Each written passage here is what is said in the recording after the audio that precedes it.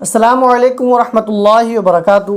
حضرات محترم، آج کی اس ویڈیو کے اندر ہم گفتگو کریں گے کہ اگر روزے کی حالت کے اندر کسی شخص کے اوپر غسل فرض ہو جائے تو وہ کس طریقے سے کرے گا، کیونکہ جب انسان روزے سے نہیں ہوتا ہے تو اس کے لیے کوئی قید نہیں ہوتی ہے، وہ کسی طریقے سے بھی کلی کرے، کسی طریقے سے بھی غرارے کرے، کسی طریقے سے بھی وہ ناک میں پانی چڑھائے، اس کے لیے کوئی قید نہیں ہوتی ہے۔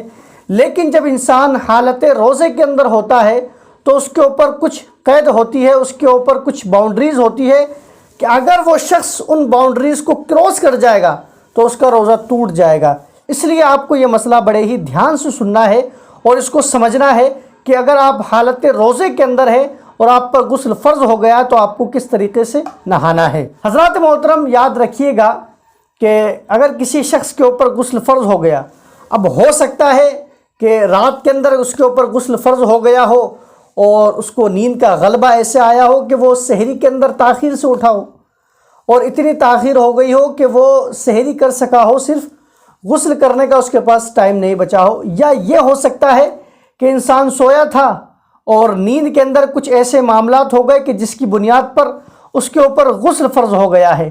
اب انسان حالت روزے کے اندر ہے تو کس طریقے سے غسل کرے، کیونکہ جب انسان روزے کی حالت میں نہیں ہوتا ہے تو اس کے لیے یہ حکم ہے کہ وہ کلی کرے اور کلی کے ساتھ ساتھ وہ غرارے کرے۔ غرارے جب انسان کرتا ہے تو یہ ممکن ہے یہ بات کہ کچھ پانی کے قطرات اس کے حلق سے نیچے اتر جائے، یہ ممکن ہے۔ اور دوسرا، جب وہ ناک میں پانی چڑھاتا ہے تو اس پانی کو وہ کھینچتا ہے اور اتنا کھینچتا ہے کہ اس کے دماغ تک وہ پانی پہنچ جاتا ہے۔ لیکن اگر یہ معاملات کسی شخص نے حالت روزے میں کر لیے تو اس کا روزہ ٹوٹ جائے گا۔ تو آپ کو غسل کرنا کیسے ہے وہ آپ بالکل توجہ کے ساتھ سنیے کہ اگر آپ کے اوپر غسل فرض ہو گیا ہے تو آپ یاد رکھیے گا کہ یہ جو غرارے کرنا ہے یہ سنت عمل ہے۔ ایسا نہیں ہے کہ کسی شخص پہ غسل فرض ہو گیا تو وہ کلی ہی نہیں کرے گا یا ناک میں ہی پانی نہیں ڈالے گا، ایسا نہیں ہے، وہ غرارے نہیں کرے گا۔ لیکن جہاں تک رہی بات کلی کرنے کی تو اسے کلی کرنا اب بھی اس کے اوپر فرض ہے، اس کو کلی کرنی ہی کرنی ہے، لیکن وہ کلی کرنے کے اندر احتیاط کرے گا۔ اور کیسے احتیاط کرے گا کہ وہ منہ کے اندر پانی لے گا اور پانی لینے کے بعد اس کو پورے منہ کے اندر اچھی طریقے سے گھمائے گا۔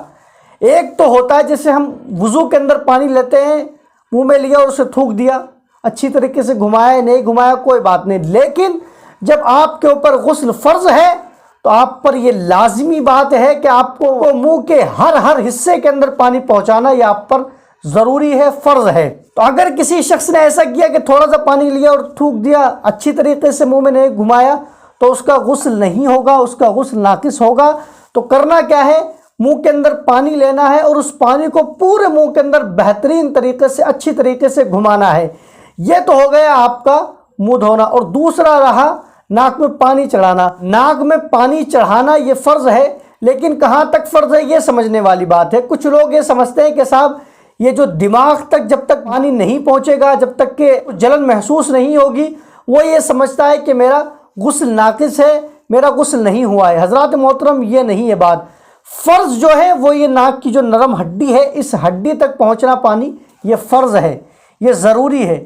تو آپ کو اس ناک کی نرم ہڈی تک پانی پہنچانا ہے، آپ کو اس احتیاط کے ساتھ پانی ناک میں چڑھانا ہے کہ یہ ناک کی نرم ہڈی کے اوپر نہ جائے، یعنی دماغ تک نہ جائے، کیونکہ اگر پانی دماغ تک پہنچ گیا، چاہے وہ آپ زور سے ڈالیں ایسے پہنچے یا پھر آپ پانی ڈال کر اس کو کھینچیں اتنی زور سے کہ وہ آپ کے دماغ تک پہنچ جائے، تو حضرات محترم آپ کا روزہ ٹوٹ جائے گا۔